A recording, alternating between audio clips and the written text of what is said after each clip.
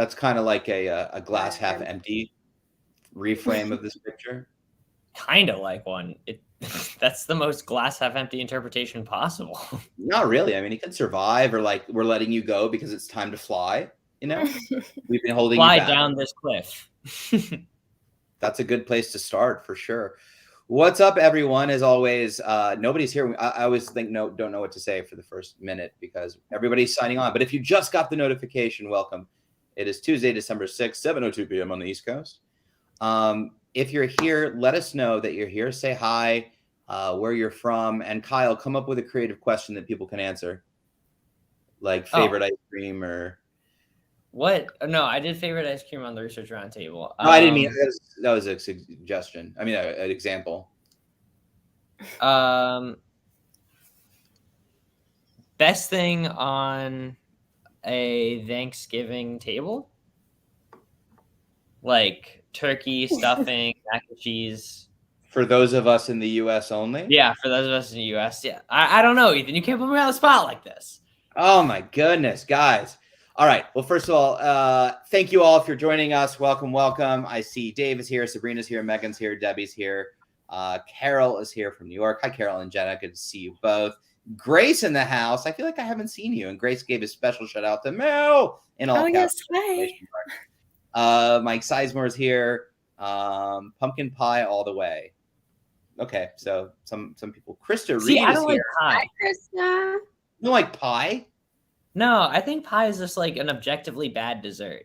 Okay, I think this is a fair question. I agree. Not if you try my mom's peach pie. It'll change your life. Who doesn't? Okay, anybody watching, yes or no? Who likes pie? Okay, but then there's also the question of like fruit in dessert. I think that's also a total no-go. Like apple pie, why would I put apples in a dessert, and then why would I have pie instead of cake? It's not like a vegetable pie. That would be weird. You like carrot cake? That to me is more problematic, and I love it. But Sabrina like, asked for Steve. Here she is. I don't know. Oh, yeah. Sabrina asked to see Stevie. Hi, Stevie. He's right here. No street love on us, guys. All right. Well, I think we're about a little over 2 minutes in, so let's get started. I hope everyone is doing well. Please continue to say hello and let us know you're here. Chicken pot pie is weird. It is. We agree that pie is good, just not mincemeat pie. Man, we have some. Okay, I found the comments. I was wondering where you. Oh my gosh! So sorry, Mel. I'm literally making them up as we go. I'm just top of mind, naming names. Okay, so let's do some holiday. Let's do some quick housekeeping, and then we'll jump into hopefully a good conversation. So welcome to tonight's town hall, navigating OCD around the holidays. My name is Ethan Smith. I'm a national advocate for the International OCD Foundation. This live stream is educational and is not intended to replace therapy. For treatment-related questions, please work with your local provider or contact a local clinician. You can use the IOCDF's online resource directory at iocdf.org/find help to locate a trained clinician near you. The International OCD Foundation is not a crisis hotline, so if you're in a crisis or you are ever feeling suicidal or unsafe, please go to your local emergency room, call 911 or the 988 Suicide and Crisis Lifeline by dialing 988. As always, we're going to create a safe space and kind and be respectful to others. This is on social medias for the entire world to see that we'll live here for generations. So just be mindful of that as you open up about your own personal stories or questions. We want to be as respectful. At the end of the day, we are here to support you and you support us. And so we appreciate that. And with that, I would like to actually didn't ask for bios tonight because we just have pretty awesome advocates with us, and I thought we would just leave it at that. So without further ado, I would like to introduce IOCDF advocates Melanie, Kyle, and Hannah. Kyle and Hannah have last names. Melanie is more of a Madonna Prince thing. She does it on purpose, but we respect that she can pull it off. Yeah, thank you. For sure. So hi, Nikki Bradley from Dublin. Good to see you. Vegetarian shepherd's pie is amazing. Feels weird, like shepherd's pie has meat in it. I don't know. It feels like but I'm with you. So we will open it up to Q&A as always. Please feel free to ask questions as we go through the town hall and talk. But I think for all of us, the holidays, wherever you are in the world, can be tricky with OCD, especially as we reflect or with family and expectations that are put upon us and feelings that we feel about ourselves. So I think at first I want to go around and kind of ask the panel, and I'll start with Melanie. In the past, how have you felt during the holidays, during Christmas or whatever you celebrate, and how has it impacted your OCD? Have you felt affected during this time of year? Yes, definitely. So it impacts me a lot because my husband, his family, they live out of town, and that means that we have to go for like a longer stay. And I checked in with him to make sure it's okay to say this, and he said it is. So we've been together for like 15 years, but we're actually separating now, and it's not because of my OCD, but that did play a factor in his decision to end things. And it's part of that was the amount of stress that there's my coned cat, for those who haven't met him. But anyway, it helped, or sorry, it wasn't easy for either of us, and it was a topic of a lot of stress and tension. Just things like trying to negotiate. Like he might say, "Can we leave at 8?" And I would want to leave at like 9.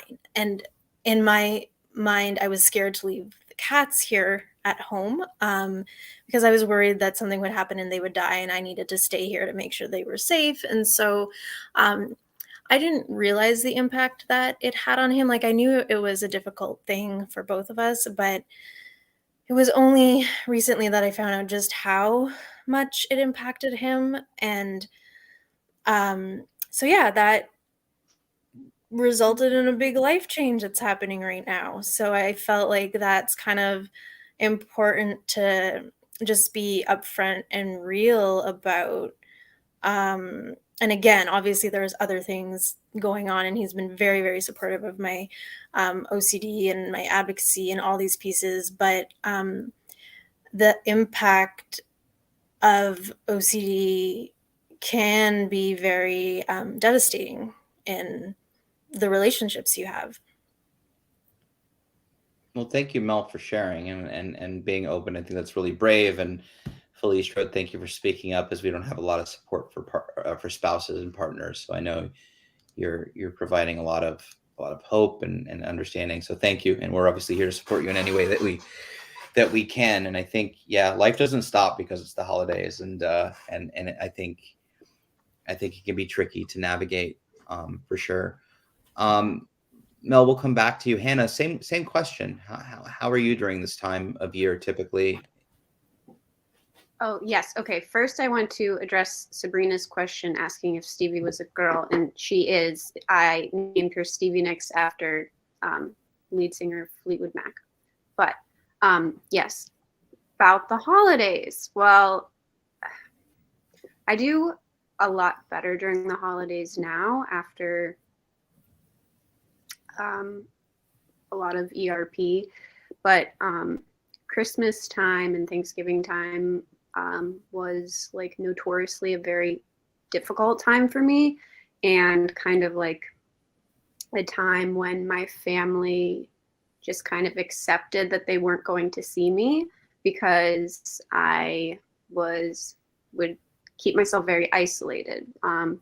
I deal with contamination and health OCD primarily. So for whatever reason, my OCD decided that Christmas time is the biggest risk to get sick.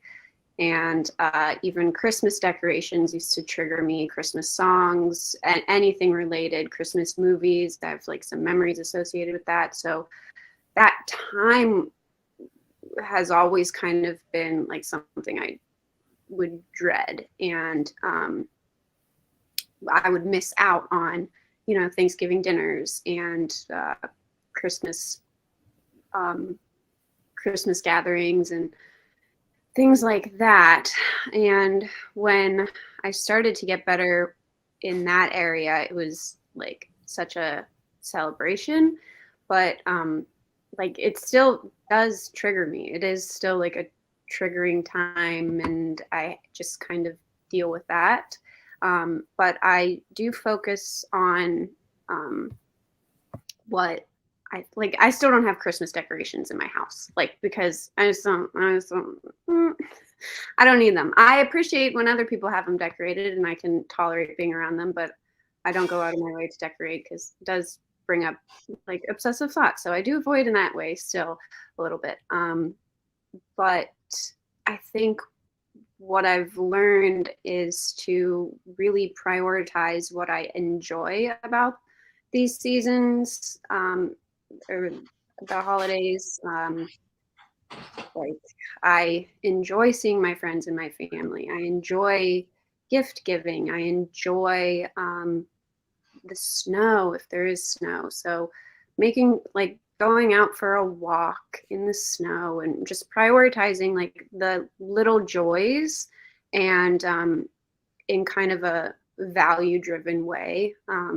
That way I can deal with the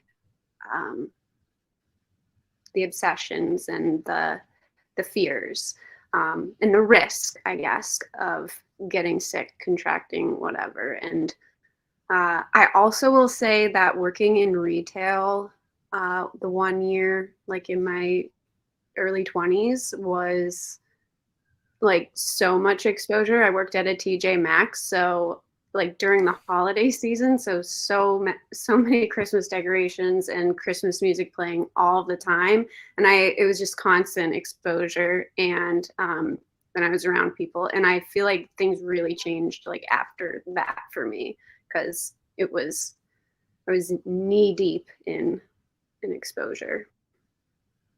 Yeah, it sounds like it. Thank you for sharing about your experience. I apologize that I keep looking away. My cat was licking the light socket. I'm the Oh power my. outlet, and like was like it tasted, but I was like super nervous she was going to stick her tongue in it and bad things would happen. But I also didn't want to interrupt you, so my values were torn between like making sure I listened to you and make sure my cat didn't shock herself. But either way, you know, it sounds dangerous. No, but thank you for sharing. I guarantee you that, you know, you're not alone. You know that, and lots of people are. And I think it's a process. I think that you know, at some point maybe you will choose to have decorations up someday. I was Yeah. at go ahead.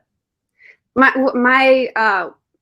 roommate that I have now, she doesn't like decorating for Christmas either, so we don't. But my old roommate, she loved it, so I would just like, that's when I would have my house decorated. But it was like, I don't know, it just changed. There's ways to like change the associations you have. You can make new memories with the things that trigger you. So I try to do that. But yeah, I still avoid Christmas decorations a bit, but I appreciate them. Yeah, for sure. And Grace wrote at 7:10, holidays are tough for sometimes because I have a lot of anxiety about traveling, which is what we spoke about, because contamination around new places, anxiety about airplanes. I also value seeing family on the holidays and spending time with each other. So it's a tough mental battle when dealing with OCD versus values per usual. And that's a great point, Grace. I think that is the point, is that we feel pressured and to engage in a meaningful way with our family and friends, especially during this time. And at the same time, we're obviously struggling and can be struggling. So we feel extra levels of torn. Kyle, what about you? What has your experience been during the holiday season typically? Yeah, so when I was kind of thinking about what I might want to talk about tonight, earlier today, like three things came to mind. And the first one is really what you just touched on, Ethan. The holidays are supposed to be, I don't want your cat to get electrocuted. We're good. Keep going. The holidays like are supposed to be this time when everyone's really jolly and merry, and you know, like the family's around, everyone's like kicking back, laughing.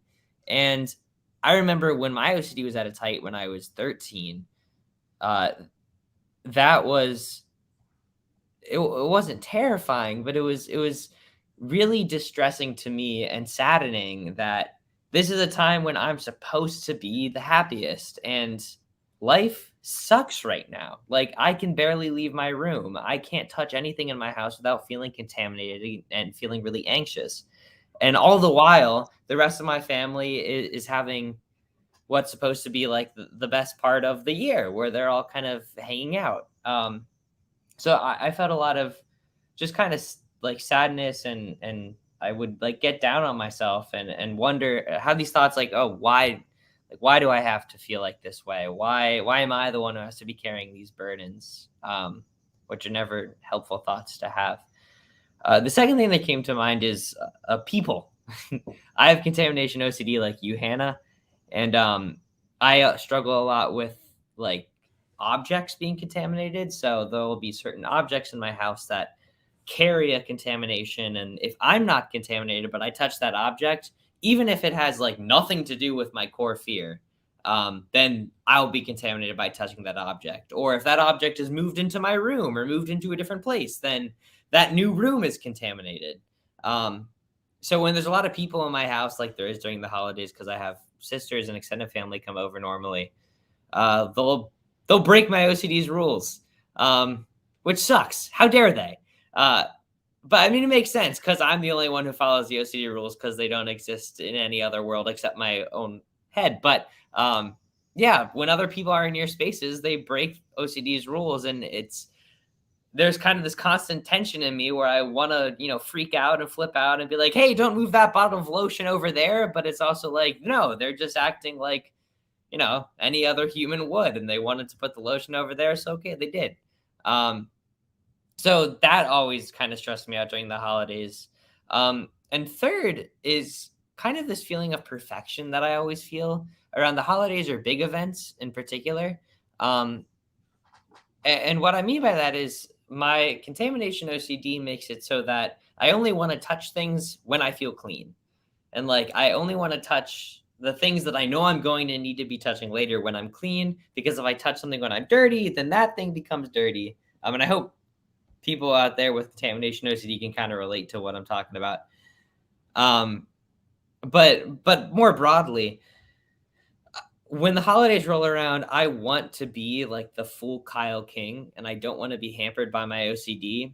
So for the week leading up to Christmas, which was what my family celebrates, I'll give in to my OCD more, or I'll feel a pressure to at the very least, because I'll want it off my back. So I'll say, hey, you know what, OCD, I will wash my hands more just so you can shut up, just so that I can be with my family for the holidays and not be trying to fight this anxiety. And what ends up happening is like, I'll give in a little bit more right around the holidays. And then as what happens with OCD is it'll get more intense because I'm giving in more, and then it'll mess up my holidays even more. So I guess there's kind of like this need to try to make myself have less OCD during the holidays. And then I give in a bit more, and then I end up having more. Those are my thoughts. No, I love your thoughts always. I think there's two takeaways. One is I think it's super relatable, and people were commenting in the chat about being relatable. Second of all, your parents serve lotion as a primary part of the holiday season, or no? There's just lotion on this table next to me. I was just wondering. I just was like, it's not the typical eggnog. It seemed cool. I was wondering the same thing. Really? Yeah, I was wondering why lotion was the example. Yeah, okay. I thought it was an interesting example, Kyle. I should have gone with something stranger then. I should have been like, why do you put those scrambled eggs over there? That's it. We like giving Kyle a hard time. No, I totally relate to you. So like, I was the same way. For me, it was illness and getting sick. So I thought I was going to ruin every major event or holiday or Thanksgiving or Hanukkah or whatever it was, because I thought I was going to get sick and ruin everybody's good time, and therefore I'd be afraid. So I'd end up not going when I was older and just stay in my room, or constantly being at the table and just compulsing incessantly and ruining it for everybody else, but then feeling guilty that I ruined it for my mom, who knew what was going on, but no one else did. And she had to carry the burden of what I was dealing with, and so forth and so on. So, I definitely relate to, and, I felt that way about any big event, really, or anything that was important to me, because OCD attacks your values and the things you care about most. So whether it was being in a play or a musical or even just an important dinner, but especially around the holidays, there seems to be this, this one right after the other of a party, and then a dinner, and then an event, and then family from one family to the other family. And so I think there's just so many more opportunities to be, for your OCD to be challenged and you to be challenged to face your values. It was interesting. Go ahead, Kyle. I was going to say that was an interesting thing that I heard you say, that I didn't really consider, but it's true. Like my extended family, some people don't know about my OCD, and my more nuclear family, they do know about my OCD. And it was always kind of a struggle, and still is a struggle. Like if I'm with my nuclear family, I'll be more open, like, oh, I'm having a tough time right now. OCD's telling me this. And then when there's more people in the group, I don't feel as comfortable saying, hey, OCD's telling me this. Like OCD's telling me I can't open this present with my left hand. And navigating that and trying to determine like how many people should I be telling? How much of my family should be privy to all this information is something that's difficult to navigate for me. Yeah, I have these really vivid imaginations of like being at a long dinner table, and like looking at my mom and like mouthing to her, "What if I throw up, or what if I die, or and like, or I think I have a fever," and trying to like keep that from everybody else, but give her. I had a look that I would give her where I wouldn't have to say anything, but I just needed that reassurance from her that I was going to be okay. But after at that point, 22 years of it, like I'd give her the look, she'd just get pissed and angry and kind of mouth, "Don't fuck up today for me." I never curse on these. Wow. Okay. Anyway, I was in it. I was remembering hard. So I totally relate to that. What was interesting is it hasn't been so much, in the last 10 years since I've been better, although I've talked openly multiple times on these live streams, especially this year, about a more challenge. This year has definitely been a more challenging year. And while this isn't holiday specific, Katie and I recently had our engagement party at the beginning of November in Houston, and my family flew in from California and my family in Houston. And for the first time in a very long time, I felt like this incredible pressure to be on and be perfect. And like everybody flew in, it was about me. And I was so uncomfortable and so triggered to a point where I hadn't been in a very long time. And I started I had a suit on and I was like, oh my God, I'm hot. Do I have a fever? What if I ruin this? Everybody spent money. So I noticed, I don't know that I compulsed, but I definitely had like a barrage of thoughts that felt very old and familiar, that definitely played along those lines of kind of what we're talking about, Go ahead, Melanie. Yeah. I can relate to that. So it's not necessarily holidays. It can also like events, like big important events, and then the OCD can latch onto that. And earlier I was getting like you have that sense of urgency when you're like mouthing those things to your mom and wanting to kind of know that I'll be okay. And that kind of reminded me of in times when I went to my husband's hometown for Christmas, and if the day that we were supposed to leave, if there was a snowstorm, I felt this urgency of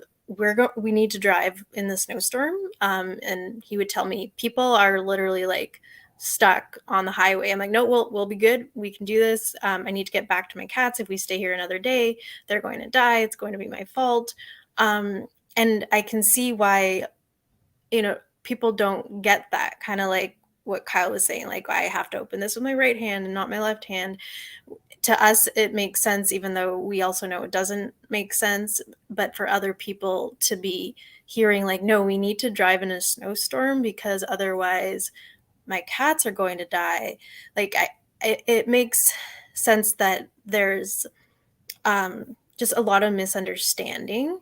And especially when you have close relationships like a partner, and it just really, really can complicate things in a way that, the partner wants to support you and they understand that it's the OCD, but there's also like a different type of frustration when there's a special event or like Christmas, because, he only gets to see his family so much. And I think it's harder for him to be as accepting and patient during the holidays because just like the stakes are higher.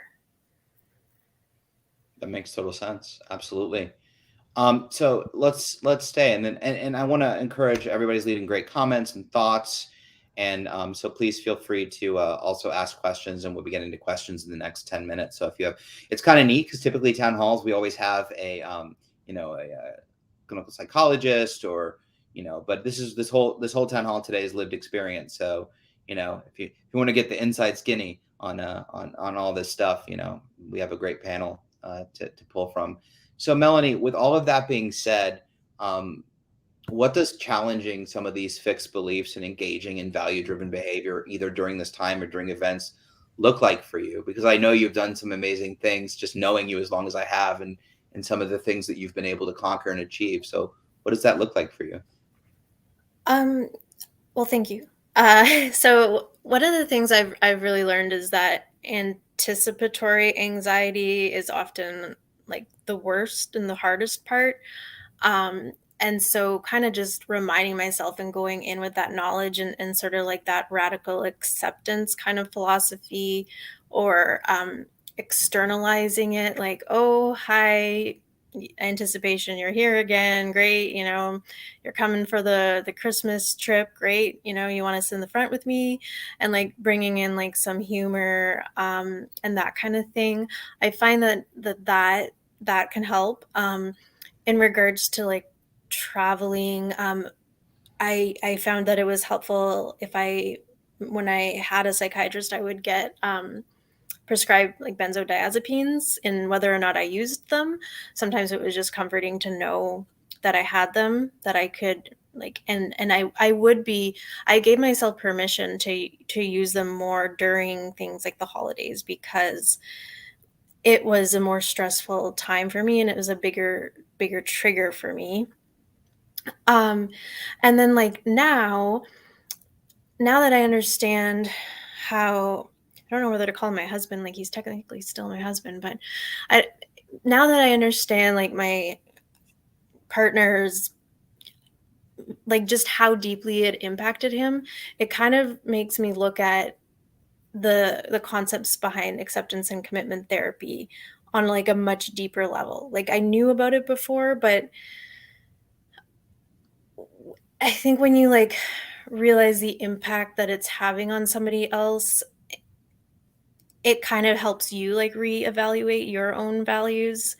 And I feel like just having, we never had like a really honest conversation about like how much this was impacting both of us and how we could somehow work together um, in this area. And I think that's really important, because I think those conversations can help you get in touch with your values. And then it goes back to kind of like the, okay, anxiety, you're coming with me, but I'm going to still do this thing that I value. And I think with OCD, sometimes it's hard to have these open conversations, especially with your loved ones, because there's so much anxiety and heated emotions that it can easily kind of explode.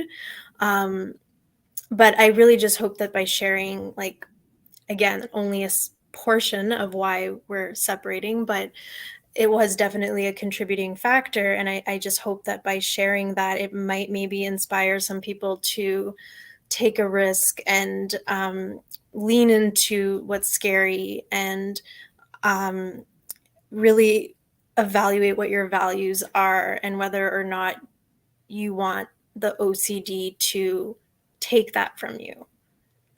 I think those are all amazing points, and I also think that I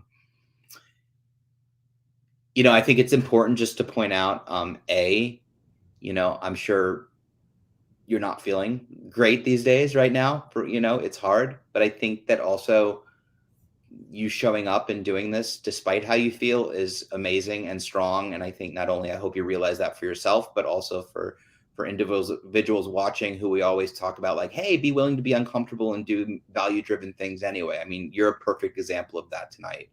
And I think that's incredibly inspiring, that you're here and willing to talk about, whether you talked about it or not, just you being here and willing to share your experiences in this moment is really brave and strong of you. So I just want to give you, I think that's important to say. Thank you. I actually didn't really think of that. So I like that. Thank you. Yeah, for sure. For sure. Absolutely. Hannah, go ahead. Yeah. So what Melanie is talking about, it makes me think about, now I've never been married or in, or that type of partnership, but I've had serious relationships. And something that I've noticed is that maybe because I'm struggling or I'm the one who has the OCD or has the struggle, my partner doesn't want to vocalize how it hurts them. And then things get swept under the rug. And so it is hard for the spouse or partner to engage with that, or to, you know, verbalize it. And you want to, like, from my experience, it's like the other person just wants to make you comfortable, and then they're not putting their values first. So open conversations, as hard as they are, you know, and as much as they may hurt, because you are the one who has OCD, but I don't know, understanding how your OCD can affect the people in your life, like your compulsions and stuff, can sometimes give you like a motivation to challenge it. But it is up to your partner and your loved ones to vocalize that. Otherwise, you just think that everything's hunky-dory, even though it's not. So I don't know. That's just something that I've been thinking about while Melanie's been sharing her story so bravely. Yeah, thank you for sharing that. And I love how, you know, I know this is about navigating the holidays, but I personally like organic conversations that go where they go, because this is helpful regardless, you know. So I love this. There was a something I was taught by a therapist when I was in treatment, and it's something I try to live by, but it's really hard. And it's a saying. It's not a saying, but it's basically, the best relationships are the ones you're willing to lose. And at first, I didn't understand what that meant when I was really struggling. But as I came to realize, it basically means be willing to have tough, hard conversations, knowing that it may push someone away, but, you know, more times than not, you'll grow from it. And I think it's a really hard concept to live by, like really hard. Obviously, I'm learning all kinds of new things in you know, in my relationship with Katie, having lived alone as a bachelor, you know, the majority of my life. And so it's nuanced, and there's no instruction manual, you know, but I always liked that bit of knowledge, because I feel like that's a good thing to live by, is this ability to be able to talk about things, even if they're really hard, and it's, I mean, we catastrophize everything. So what we think, you know, it's like if I bring this up, everything is over. Like, it's not just like, oh, that person will be annoyed. You know, it's like, no, everything is over. And then not only that, but then I'll lose my job and live on the street, and then I'll probably get killed, and then my family will be upset, and then like the world will explode. It'll be my fault, and there's eternity, and you know, it goes a little bit beyond that. So, real quick, Hannah, talk to me also about like some of the things that I think you elaborated on some about your how you approach the holidays now and stuff like that. But do you have any plans for this year? And how do you feel like? Well, this year we're just keeping it small at my parents' place. I'm lucky now. Everyone's in Pittsburgh, so it's not a lot of traveling for me. And so, you know, it is a challenge for me to be around kids because of contamination thoughts. So my niece, who I love so much, is unfortunately a big source of contamination fears for me, because she's in school. And but you know, every time I see her, I make sure I make sure I'm hugging her and giving her love, and you know, and spending time with her and touching her dirty little iPad and letting her show me letting her show me games, and letting her, you know, because I don't want to not connect with her. She, like, I've seen how quickly she's grown, and every age is important, and I don't want I don't know. So that's always, concerning. And I do my best to avoid asking my sister, has she been sick or whatever? But my family talks, so I can hear, I hear conversations like, oh, well, she had a fever the other day. And I'm just sitting there like, okay. And I resist inquiring more. And I'm just like, all right, we'll see what happens. And just kind of, but focusing on that, maybe focusing on like her Christmas experience, like she would be really upset if I avoided going to see her, even if if she was sick. Like it would be worth it to me to catch something and be able to spend time with her. So yeah, but something that Kyle said earlier about I don't know how this is how I comprehended it. Something about like you will just like kind of give in to like compulsions when things are really tough, because it's just like, oh, whatever. And then you kind of have to, challenge that after like the holidays pass. And I definitely am one to wash my hands a lot more and to do those things so that I can do these other things that I'm afraid of. And they're still like, you're choosing your battles. Yeah. So. And like in your example, like what I would mean is like, oh, I'm gonna concede with my OCD a bit more so that it's less in my head when I'm with my niece. Yeah. Yes. Exactly. Yeah. And I seem to, there's some compensating with that. But it does get easier. The more I do it, sometimes I'm like, I'm not even thinking about it. Sometimes I'll just be with her and I'm like, oh yeah, you go to school with lots of children. And then that's it. Yeah. So yeah, I get to be very present. Like I still get to experience that, but I have to put myself in the situation to get to enjoy that. I think that's huge. And there's so many good points and tools and things to learn from that. I also think, by the way, that like we have to give ourselves some credit that, not all of these thoughts are OCD or the things that we get stuck on. I don't have contamination. I went to hang out with visit a friend for Christmas and her birthday, and she has a 10-year-old daughter who I'm close with, and I haven't seen her in a year. And she was talking about like, at school yesterday, so-and-so was sick and the other person had COVID and the other person had this flu. And I was like, why did I come here? Why I could have stayed 30 miles south and been safe, Yeah. And like, I mean, it's under, we can give ourselves a little compassion around this stuff too. It's valid, but yeah, is it a reason to not go to protect ourselves from the what if? I like to think about, so yeah, I mean, like, it's easy in the moment. And then after the fact, we are mad at ourselves because it was fine and we missed an opportunity to have a present day with people that we care about.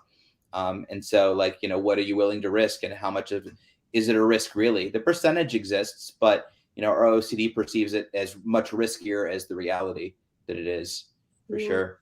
What are your thoughts? Oh, go ahead, Hannah. I didn't mean to interrupt you. No, it's fine. My family used to really hide things from me, specific illnesses that I deal with emetophobia. So that type of thing was always hidden from me somehow. Like for like 8 years of my life, my family was able to hide, like if one of them had that, like to a point where my brother stayed at my aunt's house when he had it. And I just had no idea.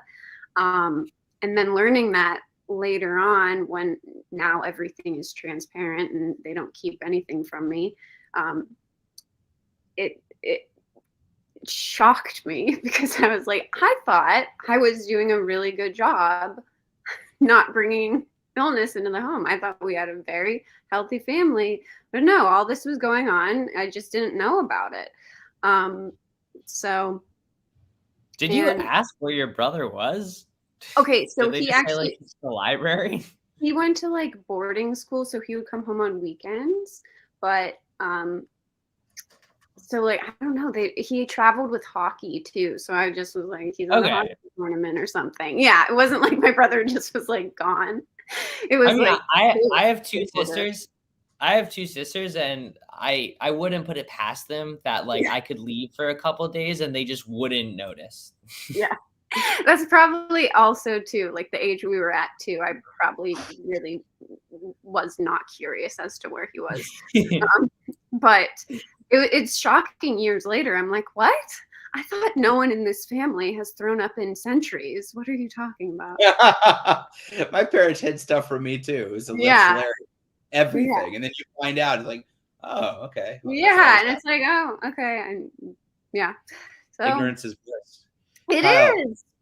It is It is. for sure. Kyle, what are your thoughts on skills and tools approaching the holidays and things that our OCD will tell us to do versus the way we should perhaps consider approaching? Yeah. Two thoughts came to mind at that point, but before I get there, Yeah, please go ahead. another thought came in. When everyone was kind of talking about having these tough conversations with family members, about not hiding years of vomiting. And then Ethan, you said something like, the people that you have the tough conversations with are the people that you're willing to lose. Well, I must be really willing to lose my parents, because we've had a lot of these tough conversations over the years with respect to the holidays. And I just kind of wanted to share what I remember, like my parents and my mom doing, specifically around the holidays. So when I was 13, my OCD was at its peak. And like, by that, I mean, I really, really was struggling to leave my room to put on clothes. And this was the Christmas where I like didn't leave the house for, I want to say the week before Christmas, because I wanted to be 100% sure that on Christmas morning, I was 100% not contaminated so that I could have a normal Christmas like someone without OCD. And of course, I did that. I did all the OCD compulsions and I didn't leave my house. And yet I still was contaminated on Christmas morning. But that's not the point. The point is that my family, what my mom did was she said like, hey, Kyle, we know you're struggling with all this. And, some may think this is callous, but I think this is really brave and awesome on her part. She said, we're going to have Christmas and this is your OCD that's stopping you from engaging with your family. And, while we're having Christmas over here, we want you to be here. Like, please, like, this is your choice. Like, try your best to beat your OCD and be here with us. And we're going to try to, be have as normal a Christmas as possible. And wait for you with open arms. And I think that's really difficult for family members to say. And because the impulse is I want to comfort my loved one and I want to bring them into the fold to the best of their ability. And my mom, she's kind of a hard ass and I respect it. She just said like, no, like this is your OCD. We're not going to accommodate this. And we know the way that you get over this is to just say, F you, OCD. I'm going to live with my family in the present moment. So during the holidays, we've always kind of created that space where, if I want to make the choice to go against my OCD and join it with my family, then that's my prerogative. And they're just going to continue trying to have as normal a Christmas as possible. So that's how my family handles it. I don't know if anyone resonates with that or could use it in their own situations. But two techniques that I've kind of always hung on to is first grounding. I love the holidays. Like Christmas is my favorite time of year. I've been listening to the Pentatonics Christmas album since probably September. And like one thing with my OCD and I don't think this is specific to me really, is whenever like I have an anxiety thought, I just feel like I get smacked in the face with it. And all of a sudden I get a rush of anxiety and I need to perform that compulsion. And there's nothing in the world that matters to me more at that moment than that thought that my left hand is dirty. Because I moved lotion from one part of the room to the other. That's right, Ethan. Everything in my life is about lotion. Love it.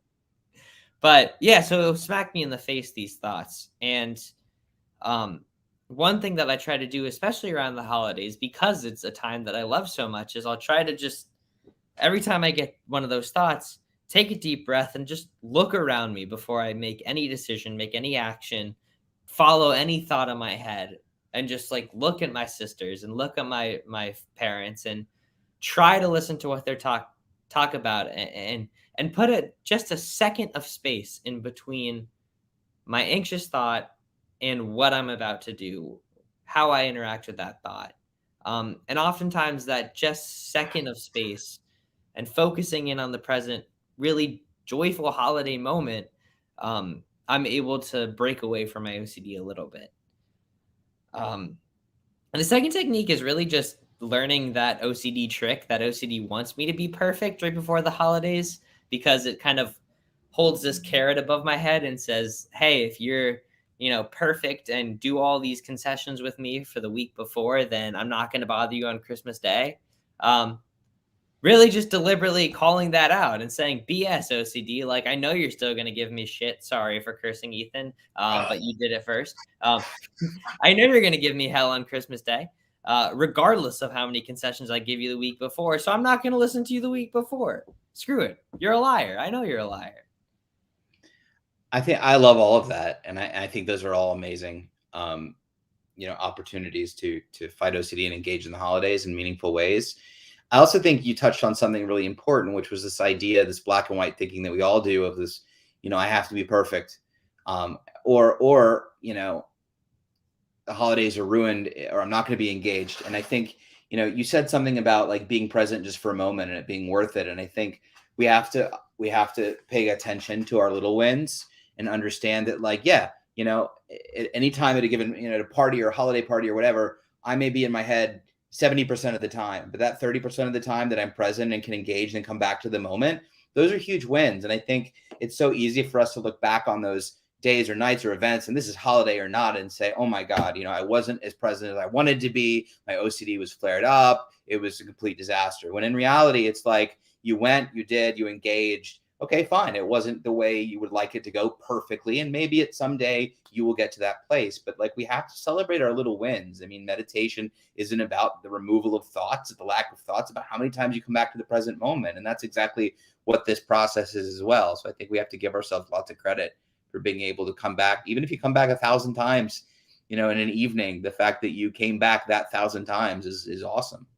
And I kind of on a related note, I just wanted to say, oh, sorry, Melanie. Like, I remember one conversation that I had one Christmas with my sister where she came up to me and said, like, hey, Kyle, I noticed you're compulsing a lot. And it's like, I know it has this effect on mom and dad. And she asked me, like, has the OCD been worse? Have I been working on it? And in my head, I was like, oh my God, like, you have literally no idea how many fires, like, I've been putting out and how many compulsions I've been resisting. Like, I know you see 4 or 5 a day, but there's like 99,000 impulses in my head, and you just see 4 or 5 of them. So it just kind of giving yourself, or just acknowledging that, like, yeah, when you're in the holidays, there's a lot of people, and they all these people can probably see you compulse occasionally, but don't get down on yourself, because and at least in my case, like, there was a lot of victories I was having. But when you have OCD, those victories just amount to you behaving like you would as your normal self. So people don't really recognize all the victories. They see the defeats. So just taking a second to be like, damn, I am really doing well this holiday season, even if my family members pick up on a few compulsions here and there. I love that. Yeah, Melanie. Yeah. Yeah, I just hearing everyone talk about these things, I feel like it's reminding me of the importance of, like, peer support and reaching out, because sometimes we forget and we get absorbed in, like, our thoughts and our fears, and all we have to think about is kind of like, okay, so, well, my partner and his family, they're expecting this of me. And yeah, the thing about feeling like you need to be perfect, and we kind of then become extra hard on ourselves. But hearing you all talk about the things that you struggle with during the holidays, it kind of helps me have more self-compassion, because no, this is really hard. And I think too, it goes back to how it is hard for our loved ones as well. It's hard for spouses, and that they also need support. Um, and it's a complicated thing, because there was one Christmas where I did not go. I stayed here when my partner went home.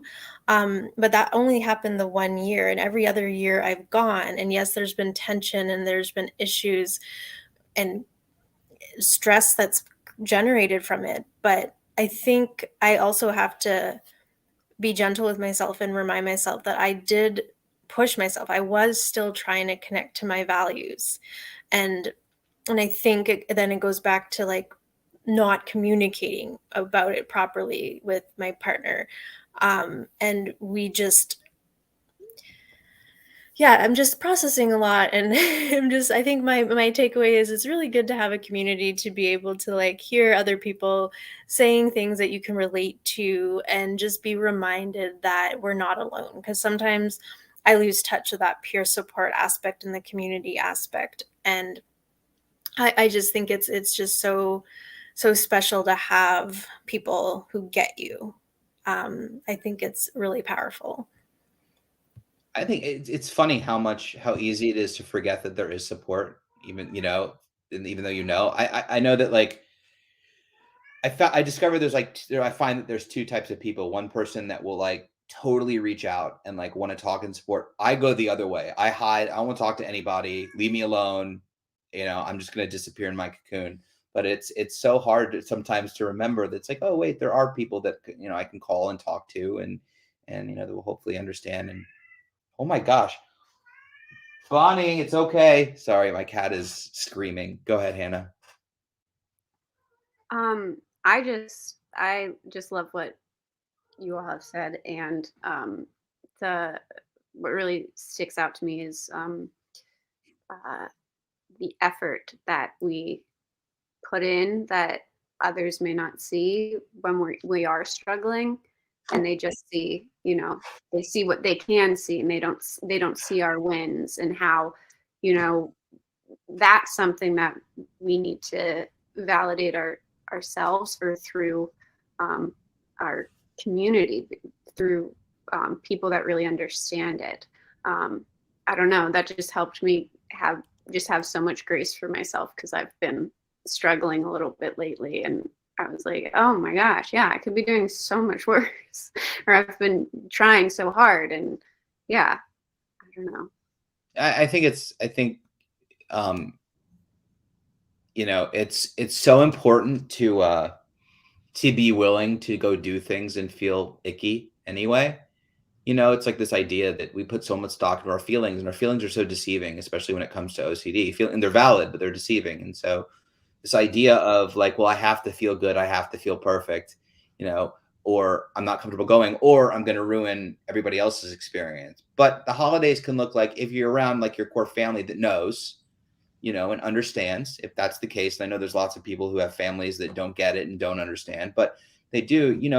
You can go and be uncomfortable and feel crappy and be like, oh, I'm just having a tough day, but I wanted to be here. I'll have my moments, but please have fun, and I'm here. And you can have that conversation and just be, it's okay to feel uncomfortable or icky, and kind of participate where you can. If you have a family that doesn't understand or doesn't get it, there will be that pressure, but it's still okay to go and feel how you feel. That's valid. Go and try anyway. And, if you have to leave, then you leave, but I think it's worth the effort to go and do. I just remember working when I was really struggling in Boston, and going through my hell, coming back to sort of life, and, being on the phone with my therapist at that time and saying like, I can't go to work. I can't stop crying. He's like, so go to work and cry. And I'm like, no. And he's like, I can't. He's like, why not? Like, well, I have to take the bus. He's like, well, you didn't take the bus and cry. And I'm like, I have to cry on the bus and at work. And I did. I went to work, and like every 5 minutes I went to the bathroom and cried, and then came back out and worked a little bit, and then went bathroom. And it was like retail. So it was like I had to talk with people, and I would try to keep it together enough. But what happens is like, I would go to bed that night, and even though consciously I would be like, man, this day was a cluster. This was a disaster. Somewhere deep down, I got this small reinforcement of like, good job. Like, you know, you put in, and like, it may not be loud and it may not be obvious, but that tiny piece starts to grow and get bigger and bigger until, you know, you really start to get the reinforcement that you want. Yeah. Like, even if it feels terrible, but you are still doing what you want to do, what you're driven to do, value wise, it is actually a beautiful and amazing thing. And as far as making Christmas perfect, like any holiday perfect, those aren't the memorable holidays. I like the one where I threw turkey at my dad. Yeah, I like the crazy ones. No. Yeah, for sure. I agree. Let's grab some questions. I know there's a lot of comments and conversation here, and I know Melanie, I scrolled down, but lots of love for you. I don't know if you scrolled down and saw it, but lots of love as they should. Everybody love. So this is just a comment at 7:12 p.m. Matt wrote, holidays can be tough because of some of my family members are triggers for my intrusive thoughts. My treatment makes it manageable, but the thoughts are frustrating. And that's definitely part of it for sure, right? Being around triggers is really difficult. And I think that's fair that it's frustrating, Matt. But at the same time, I think that's awesome that your treatment makes it manageable, because I have a feeling before treatment, there you go. I have a feeling before treatment, it probably wasn't so manageable. And so it's all about making progress and more good days than bad. So I think that's awesome. If just everyone lived according to my OCD's rules, my life would be so much easier. It's so much easier, Kyle. It'd be so much easier. So Sandy DiPiero at 7:18 p.m. said, what helps stop the thoughts? Kyle, I'll let you take this one. Or Melanie, did you want to start with it? Yeah, it kind of, I was thinking of it already, and it actually applies to this question. I think about it as like, I read this before in an acceptance and commitment therapy workbook, and it's described as like you're walking through life with two signs, and you've got the sign that's holding all of the anxious thoughts, then you've got the sign that's got like your values and what you care about, and you're walking along your life with both of them. Sometimes the like anxious thoughts might be a little more prominent, but it's not about trying to get rid of them, because when we try to get rid of something, it actually is giving it more power. Like the classic example is when you say, okay, don't think about a pink elephant, but you have to think about a pink elephant to assess whether or not you're thinking about the pink elephant.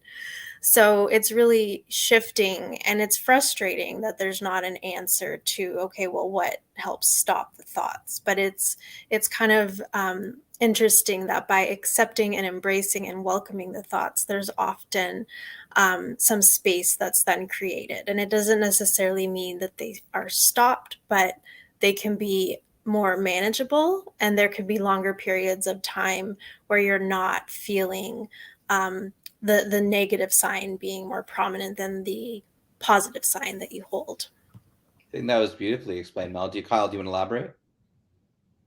I mean,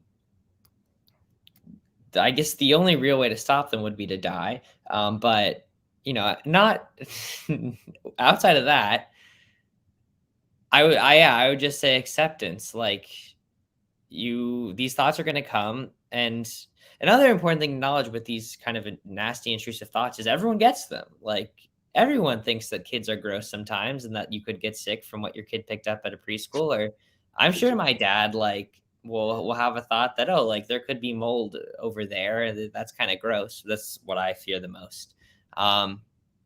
But what most people do, and what someone with OCD is really striving to do, is kind of have that thought and be like, oh yeah, like I guess that's, a possibility. There is a numerical probability that will happen, that I will get some sickness from mold. But whatever, 'tis life, and then move on. So just kind of recognizing the thoughts and then moving on.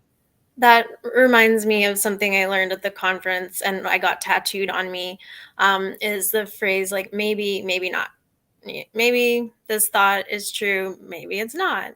And I feel like just that simple those just few words can really kind of sometimes help shift that perspective. NERS. NERS? Non-engagement responses. Oh, okay. Cool. NERS. NERD. Yeah. You call this all nerds. No, my nickname is actually Nerd too. That's why I was confused. Yeah, no. You're like saying your name. Yeah, no. I think this is an important topic, just quickly, because I think we all want to not have the thoughts or get rid of the thoughts, or thoughts are icky for sure. And Melanie gave a great example from sort of a skill in acceptance commitment therapy, or ACT, which is also an exposure-based therapy. And it's one of my favorite treatment modalities, and worked really well for me in conjunction with exposure and response prevention. But it's this idea of coexisting. The visual is like, the thoughts are here in your face, and you really want them to be over here, kind of like a parrot on a pirate's shoulder, right? It's like you can still see it. It's still there. It's kind of squawks every now and again. But for the most part, you can take in the world around you and make decisions and not have it.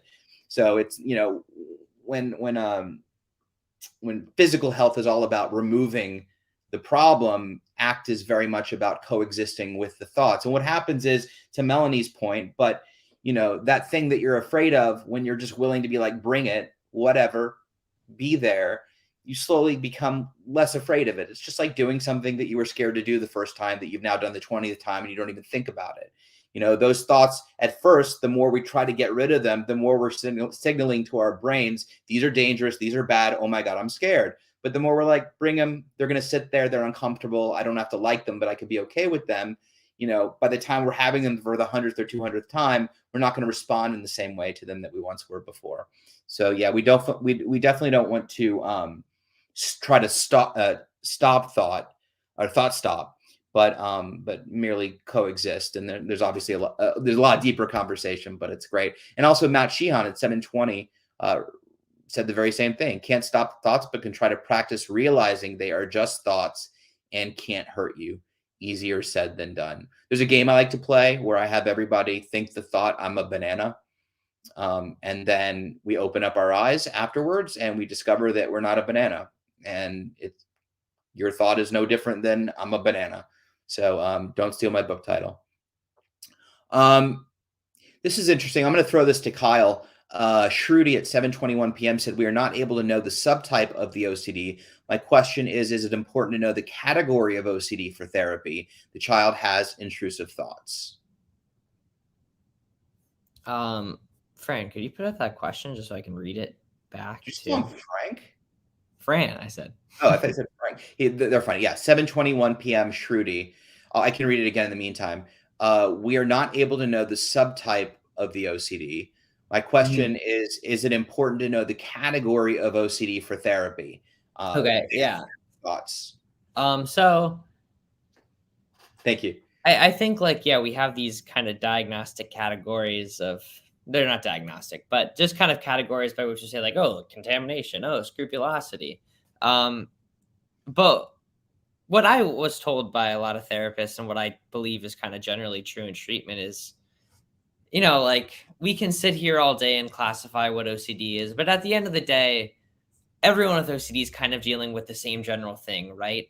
I might be scared of mold. Ethan might be scared of getting a head injury. But we all just kind of are in a cycle of, that thing is scary. I'm going to do something to make myself feel a little bit better. Oh, good. I feel better because I did that thing. Now I'm scared again. And then the cycle just kind of repeats and repeats and repeats. Now, what that scary thing is, it's going to depend on the person. But the therapy is all the same too. It's all just, that thing is scary. Okay, you might be scary, but I'm not going to do the thing that makes you go away quite yet. I'm going to sit with a thought. So I don't know. Does it matter? In my personal opinion, not really. I don't know about you guys. Well, that's what we learn about when we go to the conferences. I find is the message that gets repeated a lot is the content doesn't matter, because ultimately the OCD cycle is the same for everybody. Hannah, do you have thoughts? Yeah, I think we're like categorizing the types of OCD can like come in handy is like when you're connecting with other people in the community and just being like, oh, I do that too, or oh, I think that too, or like, in the common humanity of it all. But and maybe for clinicians probably to like learn what exposure, like, get exposure ideas depending on subtype. But yeah, I do feel that content doesn't matter, and any any OCD can be treated without knowing the subtype. Yeah, and I'll weigh in lastly, which is it's very interesting because I think one of the most important things to know is exposure and response prevention, which is the gold standard of treatment. Is how you treat OCD. And I also agree with Hannah that from a connection standpoint and building a community, subtypes can be important to make those connections. That's sort of the first things we talk about. It's like, oh my God, you do this thing, I do that thing too, and there's immediate a connection. What's really interesting though is that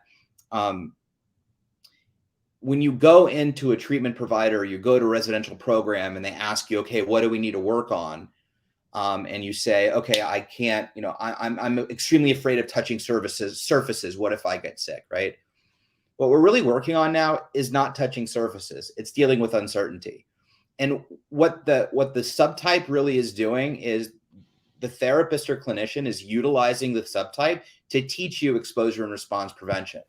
You can enter any subtype or any symptom into the equation, into the ERP equation, and it will work, if you put in the work. But the subtype in and of itself is not the thing that we're trying to get rid of. It's all about living and being willing to sit with the discomfort around uncertainty and not knowing.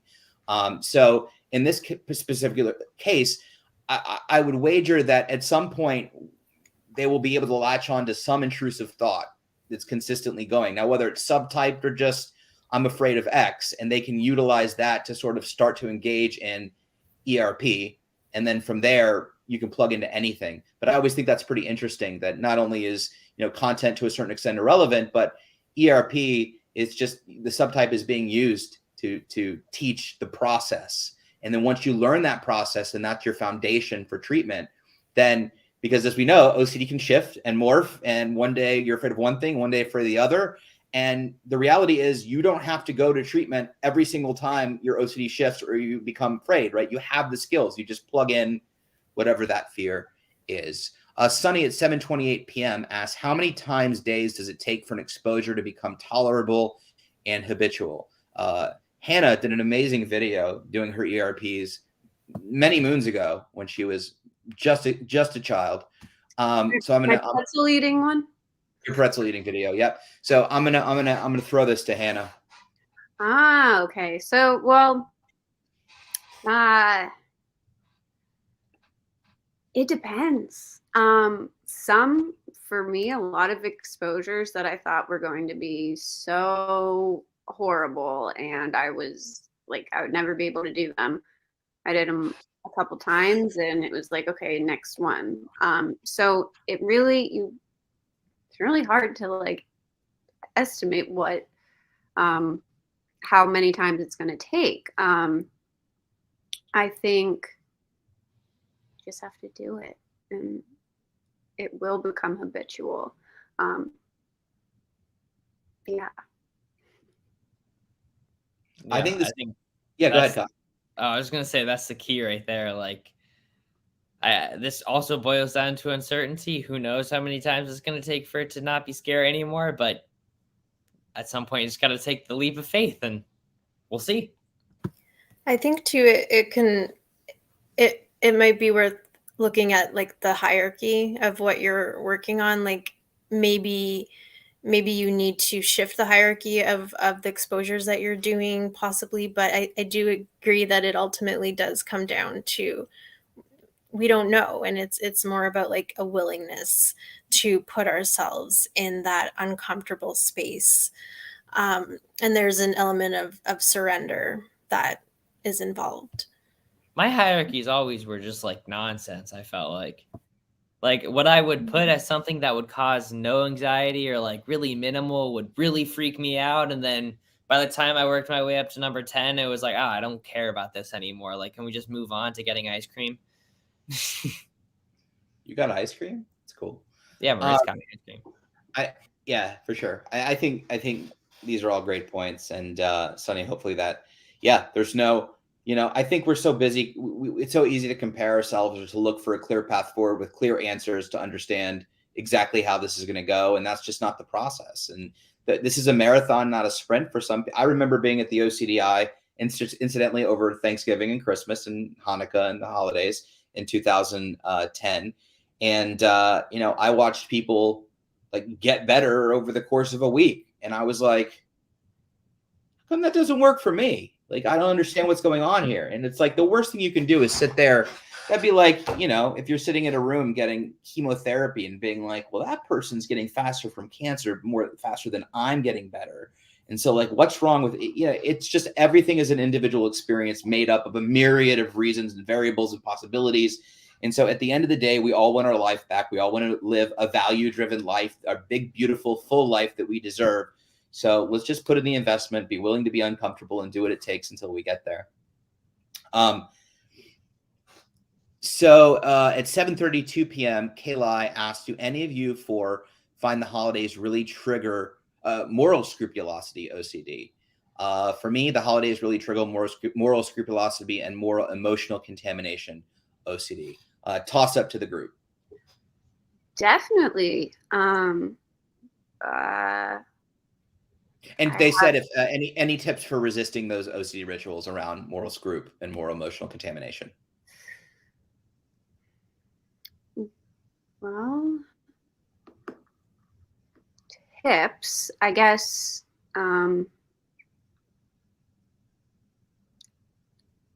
You to resist. It's a hard time of year. If you have religious scrupulosity, religious holidays typically bring that up, and resisting your triggers or to deal with them is, I'm blanking right now. Someone else. Okay. There's something I remember from one of the conferences, and it was in a moral scrupulosity talk, and they said, like, if you picture a continuum, and on the one end of the continuum it's Hitler, and the other end of the continuum is Mother Teresa, where would you fall? And I remember that really helped me in just getting some perspective and like not getting fixated on that black or white thinking, and realizing that there are shades of gray. I think that's well said. You clearly go to the panels at the conferences. I've stopped going in 2015. So it's like, I feel like next year I need to go and actually visit some panels. You should get a free registration just for the amount of advertising you've given for the conference. No, I'm just saying. Kyle, any insight? Wow. I just saw Chris just roasting me in the comments. But do what we do. Ignore him. Go ahead. So, yeah, I think the first thing that popped into my head when I saw this question was kind of getting back to what we had talked about with the person who was talking about subtypes. The holidays, for me in particular, I've never really been triggered by or had scrupulosity thoughts. I wasn't raised in a very religious home. But I think it just kind of boils down to the same stuff for every type of OCD. And, this isn't a battle of content. For someone with scrupulosity, it's very just, or their thoughts revolve around, offending God or maybe doing something blasphemous. But at the end of the day, it's kind of like, well, I'm uncertain about what that means. And I'm uncertain about what might happen if I touch something with mold.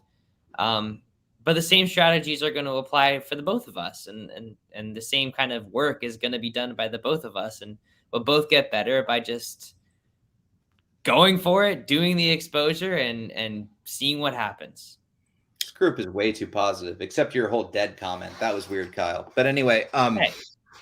And NERS. Non-engagement. And NERS. No, I like NERS. That was good. I like Yeah, hearing non-engagement responses. If I'm like my mind telling me I'm a bad person, okay, I'm still going to sit here and that's nice exist. mind.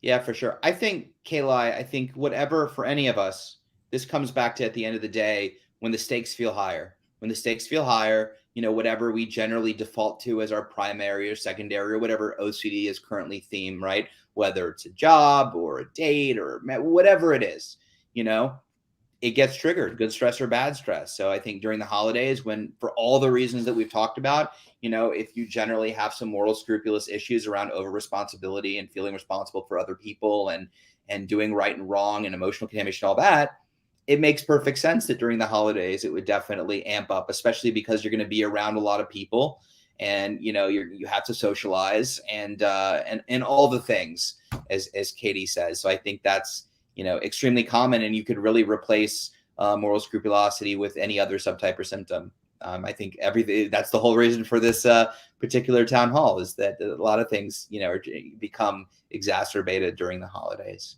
At 7:41 p.m., Megan says, for me, having kidney disease, it's so hard with contamination OCD because if I get sick, I could really get sick. So it makes that fear worse. Does anybody want to just kind of comment on Megan's comment?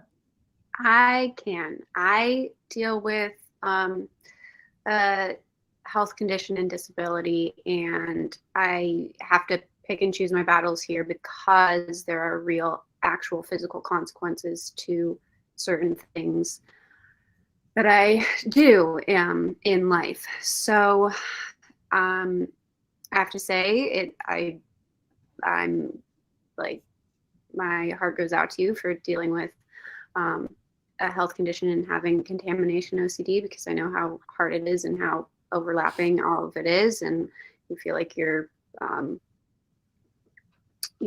ritualizing when really you're doing what like doctors have advised you to do.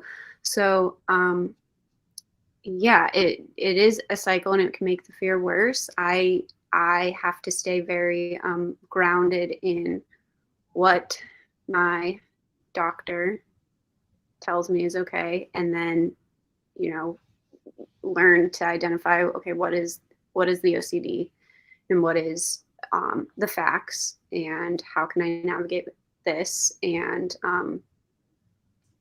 sometimes there is going to be overlap with contamination. If you're at risk, immunocompromised, and you're at risk of getting an illness, you do have to take that in consideration. But I do know that in my experience, my OCD will go above and beyond what even, what protocol is from what my doctor would tell me. So I have to, stay grounded and constantly remind myself, and it's helpful to have like support that knows what your limits are and what is risky for your health, and then what your OCD is, so they can kind of help set you straight when you get really overwhelmed with it. But it's definitely a big struggle. Thank you, Hannah, for sharing that. Appreciate it. And yeah, I totally agree with you. I actually skipped a question at 7:40, which I'm probably going to take unless anybody else wants to weigh in. Sabrina wrote, I would like to know if anyone has heard of ICBT and possibly tried it. I'm so scared to do the ERP, and I'm hearing ICBT may help people who don't do well with ERP. So real quick, ICBT is inference cognitive behavioral therapy, or also metacognitive behavioral therapy. This is kind of, for lack of a better word, a hot button topic right now, which is probably why you're hearing about it. There's a lot of information out there and misinformation out there. Here's what I can speak to, and I can kind of encapsulate my personal feelings on ICBT and the foundation's personal feelings on ICBT, which is we don't have the data and research yet to say that yay or nay, right? We know that ERP is the gold standard treatment. There's tons of data and research that backs that fact. We just don't have enough enough information right now around ICBT and how it directly impacts. So I know it can be, and don't get me wrong, I think we need as many tools and skills and modalities of treatment to treat OCD as possible. We don't have enough, whether it's therapies or pharmacological therapies or biological treatments. We don't have enough. And so we need as many as possible.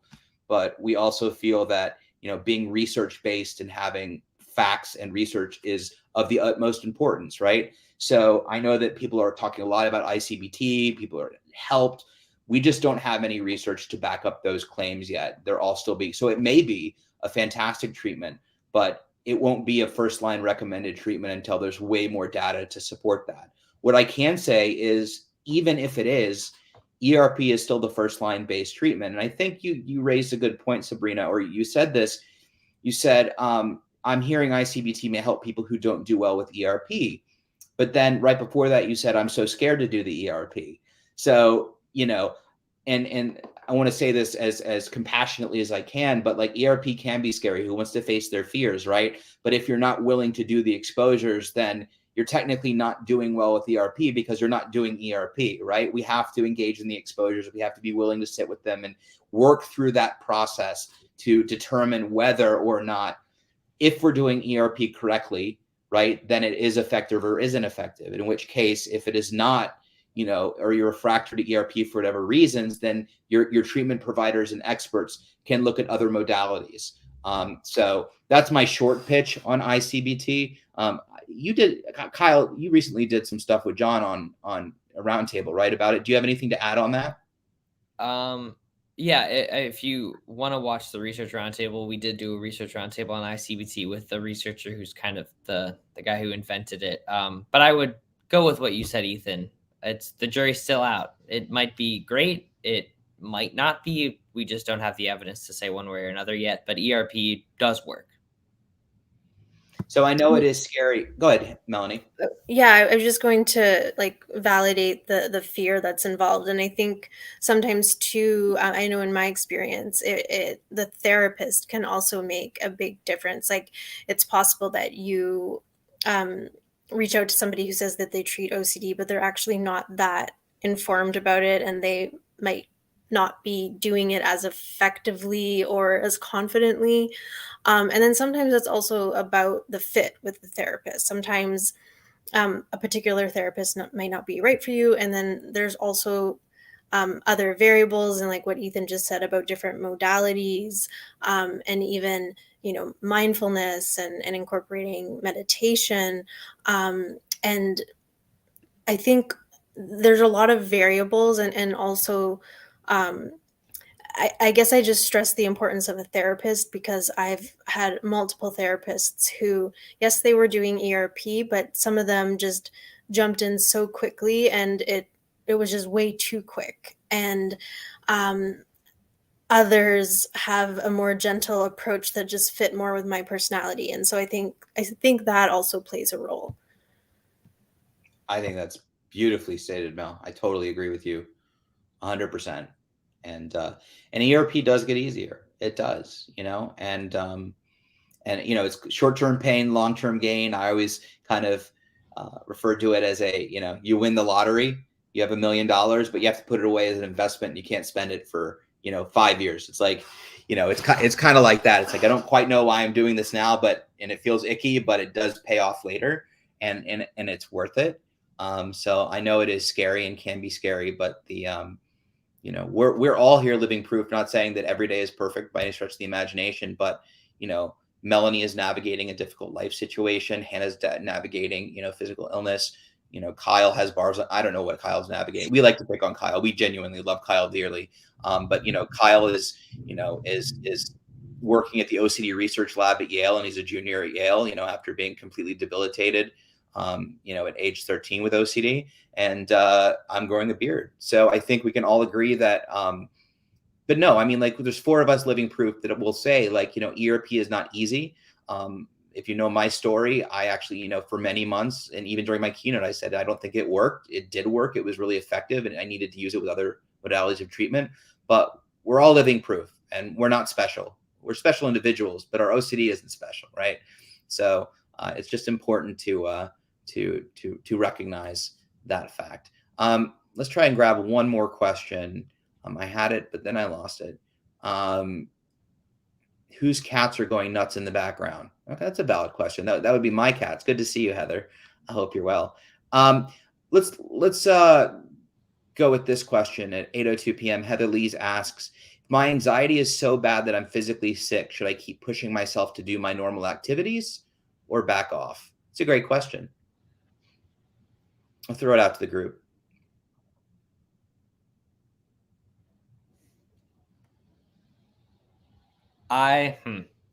This is not coming from any like clinical background. Obviously, I'm just a kid who has a very scratchy beard at the moment. But I don't know. Yeah, it's hard to see. I just see it enough that I wanted to mention it. But if you're feeling physically sick, like I always defer to kind of like mental health comes first. So when you say like pushing yourself to do normal activities, there was a time in 11th grade when I had pretty severe anorexia. And at that time, my normal activity of a kid would be to just go to school. But I was getting really physically sick and I was also mentally sick. And I felt it was necessary to back off what my normal activities would be so that I could get my anxiety and my head straight. Then I could jump back into life and I could be a much better version of myself than the version of myself that was anxious and scared and restricting food and not really present. So I've always deferred to, it feels like life is really like pressing and you gotta always be there. And like you can't miss a moment and you gotta hang out with your friends every time and you gotta stay on track, whatever that means. But prioritizing your mental health is always going to is always going to be the best idea. Yeah, for sure. Melanie or Hannah, any thoughts? I agree. I very much love the science behind like healing the nervous system and things like that. And I think if your anxiety is making you physically sick, I think that's a indication that you may be pushing yourself too much. And to focus on wellness and relaxation type stuff. Thank you, Hannah. And I'll just add, did I cut you off, Hannah? I'm sorry, I didn't mean to interrupt you. Oh, that's it. Sometimes I just keep going. Like, No. I forgot to put a period here at the end of my sentence. No, you're fine. You're fine. It got a little glitchy. No, I just want to add, first and foremost, this goes for anybody, if you can work with a clinician, that can help guide you and tell you, yeah, it's a good opportunity to push yourself. If you get uncomfortable, that's okay. Or, you don't want to be flooded and not be able to function, but you also don't want to, the biggest thing about anxiety and panic attacks is the fear that they're going to happen. And then you start to avoid, triggers that may bring on anxiety or panic, and then you're avoiding a lot of things. So, I would lean on, a healthcare professional to determine whether, moving forward, whether it's OCD related or you're gauging an exposure or it's just an anxiety disorder, and getting tools and skills to manage those panic attacks and those anxiety. So I think that's first and foremost is just listen to your clinician and your provider to determine, help gauge if it's worth pushing through or not. But I think everyone weighed in. We'll go a little bit over, but final thoughts as we move into the final stretch of the holiday season. I'll start with we'll go backwards. We're going to throw it. I'll throw it to Hannah first. Final thoughts. I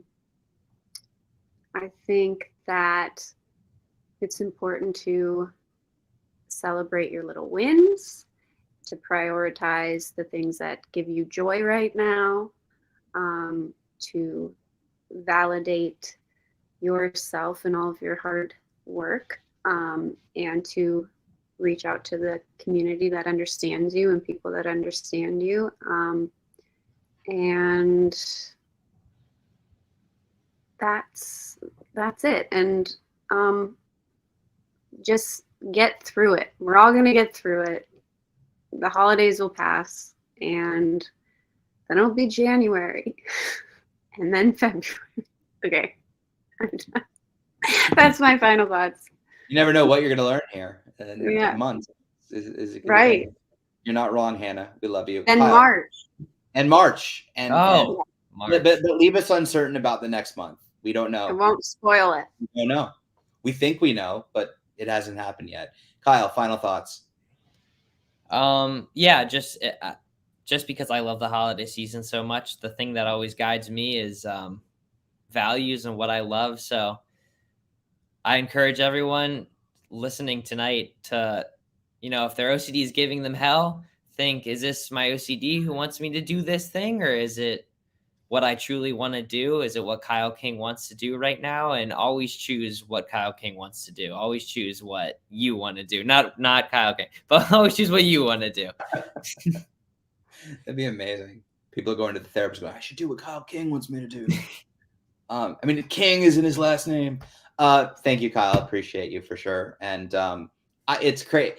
I always get excited to advocate and be alongside Kyle. I've known him since he was 13. He's just an amazing guy and a man now, not just a kid. And he gave me just as much crap when he was 13 as he does now. So he's just awesome. Proud of him. Melanie.